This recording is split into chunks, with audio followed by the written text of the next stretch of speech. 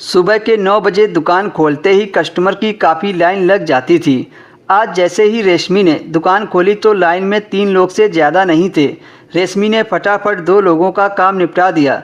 अब लाइन में सिर्फ एक लड़का ही था। देखने में अच्छे खासे घर का लग रहा था। वह बहुत प्यार से रेशमी से बातें कर रहा था। एक्सक्यूज मी मैम, क्या मेरा आधार लिंक हो जाएगा? फिर रेशमी ने एक निगाह उस लड़के पर डाली। वो सोचने लगी कि कम कस्टमर होते हैं तो ऐसे ही प्यार से बातें करते हैं। रेशमी ने कहा, हाँ बिल्कुल हो जाएगा, बैठ जाओ। रेशमी ने उसे इज्जत देकर बैठा दिया। फिर वह अपने मोबाइल में खो गया और इधर रेशमी सिस्टम पर साइट खोलने लगी। पर एक दो बार निगाहें रेशमी ने उस लड़के के चेहरे पर डाली। वह बहुत हैंडसम लड़का था। रेशमी का अभी तक कोई बॉयफ्रेंड नहीं था, इसलिए वह उस लड़के की तरफ आकर्षित हो रही थी।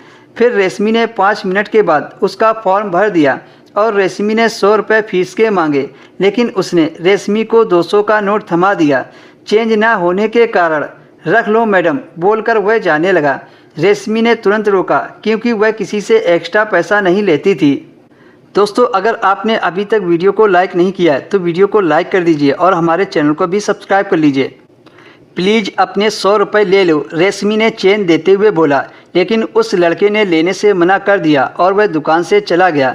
रेशमी उसको देती रही। वह रेशमी को काफ़ी अच्छा इंसान लगा। अगले ही पल रेशमी की निगाह उसके फॉर्म पर गई। उसमें उसका फ़ोन नंबर था। रेशमी ने तुरंत उस नंबर को अपने फ़ोन में सेव कर लिया। शाम होते ही उस लड़के की तस्वीर रेशमी के आंखों में घूमने लगी। ऑफिस से छुट्टी होते ही रेशमी ने उसको कॉल लगाया। उसने हेलो किया। रेशमी ने उसका नाम पूछा तो वह बोला, कौन? फिर रेशमी ने आधार लिंक का जिक्र किया तो समझ गया। फिर रेशमी ने पूछा, कहाँ रहते हो? तो उसने पास में ही एक जगह बताई जिसे रेशमी जानती थी, इसलिए वह उस जगह पर पहुंच गई। फिर वह 5 मिनट में बाइक लेकर आ गया।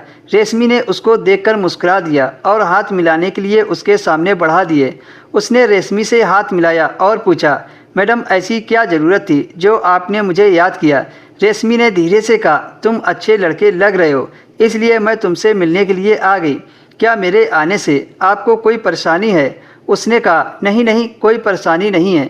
अब लड़का समझ गया था कि रेशमी उससे फ्रेंडशिप करना चाहती है। रेशमी ने पास में बनी बेकरी की तरफ इशारा किया। अगले पल ही वे दोनों बेकरी में थे और बेकरी के बगल में ओयो होटल था। फिर दोनों होटल गए और फिर